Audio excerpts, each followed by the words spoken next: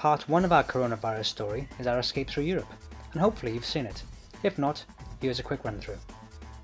From Venice to Slovenia, Slovenia to Croatia, Croatia back to Slovenia, then make our little van fly 1,000 miles in 1.5 days to the UK, passing Austria, Germany, Belgium and France, with borders closing behind us. Sell the van, buy a flight. This is the story of our journey home to New Zealand. What a flipping disaster. Tried to book into our flight today to go back to New Zealand, and this is my New Zealand passport. Turns out it hasn't got 6 months left on it, which means that I possibly won't be able to get on the flight. That might depend on Singapore Airlines. I've just tried to get an ETA visa on my British passport. Only returning residents are allowed to come in, so I've just spent 44 New Zealand dollars on that. I'm not sure that's going to work. I did speak to the people in passport and they said that was what to do, and I need to speak to the airline as well. It's a 2-hour wait on the phone for the airline, so basically we're going to go to the airport as soon as possible and see if we can work this out. Fingers crossed we can get on. Said goodbye to Mum. Not very happy. That's Victoria now, and it is a little bit quiet. It's important we all help to protect vulnerable people and those with existing health conditions from coronavirus. If you or anyone in your household has a high temperature or are doing a continuous cough, even if those symptoms are mild, you should stay at home. Just spoken to a lovely lady down there, and she has... We're at Heathrow. She has phoned immigration in New Zealand, say it's all good for me to get on the plane, which is good. But still we have to go and check in. I won't be happy until I'm checked in. I'm not going to be happy until I have got my feet on New Zealand soil. Well, I'll probably chill out when we've left Singapore. So now we were told we could have as many bags as we like as long as they got to 25 kgs. Turns out we're going to only have one. So we now need to go and master our bags into one. So we're going to go and wrap them, do some cling film wrapping.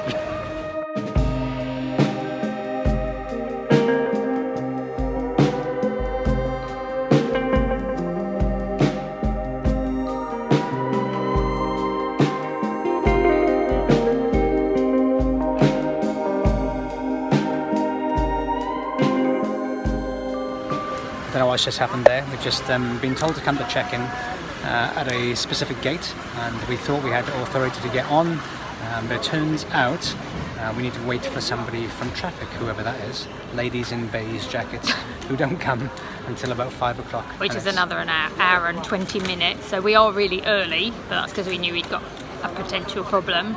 So although we've got authority for Chris to get on the plane from New Zealand immigration in New Zealand, we actually need to get permission from Singapore Airlines for him to get on the plane.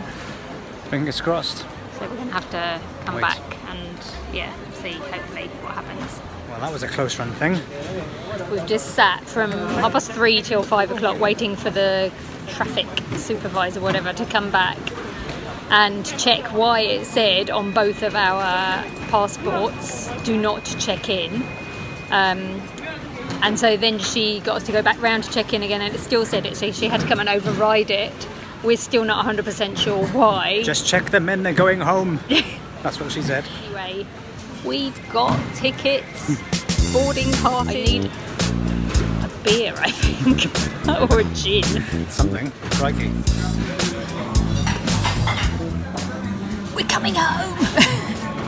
We've got beer.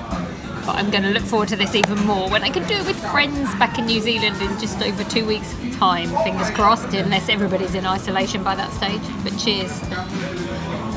I felt like we deserved a beer. It's been a bloody stressful few days, and it's been quite a stressful day. But only another 2 hours until we can get on the plane. Getting on the plane at last. I'm still feeling quite emotional. I'm swinging between like yeehaw and oh my goodness, I'm crying. Anyway, next stop Singapore and then home. Hooray! This has just been so stressful. Even showing my card at the gate, I was like, oh my god, they're going to say no. They're going to chuck me off. I think we've both been quite stressed. I think I'm going to sleep well on the plane. Come through Singapore and got temperature screened. We're okay, which is good. But yeah, they're doing it for everybody coming off a plane.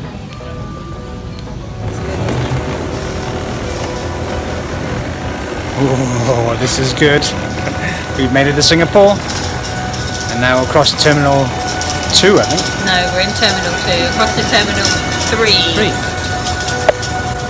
After 15 minutes of this on your legs.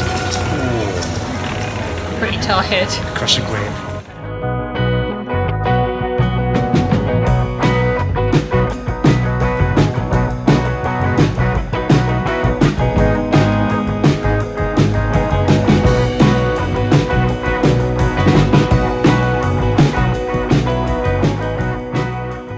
We're just by the check-in gates for our last leg. We've been going for 23.5 hours, and as you can tell, the waterworks have started again. I'm happy, but I'm sad and mixed emotions. But I'm bloody pleased to be here. Thank you for all your messages. Honestly, it means loads. Yeah. Make sure nobody mentions Dave Dobbin. He's been singing "Welcome Home" all around the airport just to wind me up, the little what's it.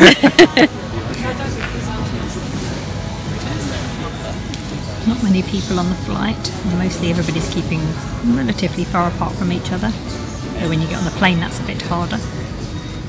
So I think we've got 5 hours left to go on this flight. The staff are being amazing. They're so lovely, considering doing quite a difficult job, I think, with everybody quite stressed and the amount of exposure they must be getting. They've all got face masks on, but apart from that, they're just as wonderful as they ever are on Singapore Airlines.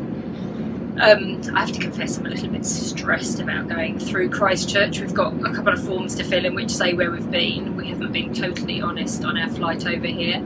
We have been through France and Germany in the last 14 days. Admittedly, we didn't get out and we essentially isolated in our van, but still, that was the only way we could get on the flight when we booked. She appeared to say there was no other way home if we had gone through those countries. So anyway, we chose to take the flight. We think we're safe, but who knows? But we think we're going to be honest now because we want to be, and you know, it's health risk and everything. We genuinely didn't stop through Austria, Germany, Belgium and France in terms of getting out of our camper van. We obviously slept in it, ate in it, went to the toilet in it, and didn't mix with anybody. We got to the ferry, gave our passports to an English guy, and then got on the ferry and kept on our own, and it was really quiet. So anyway, that's causing me a little bit of angst at the moment.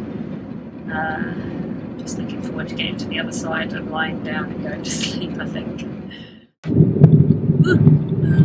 We're home.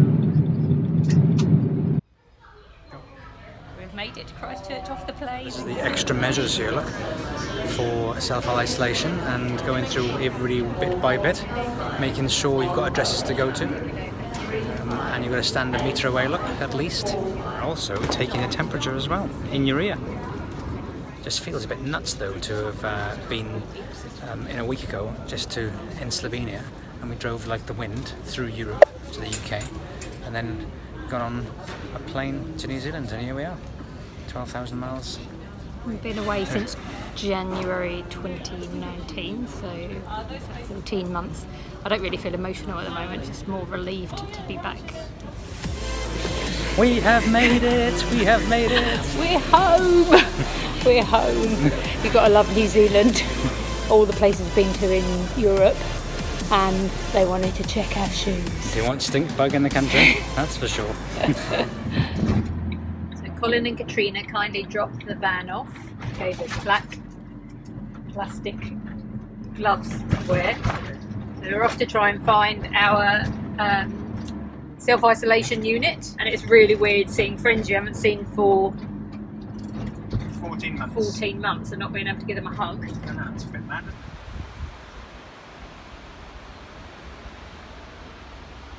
Right, door to door from my mummy's in the UK to here in New Zealand. It's taken us 36 hours.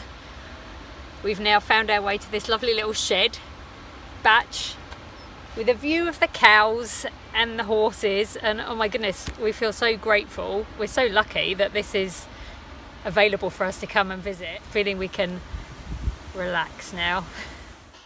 After 4 days of our self-isolation, all of New Zealand was put into lockdown.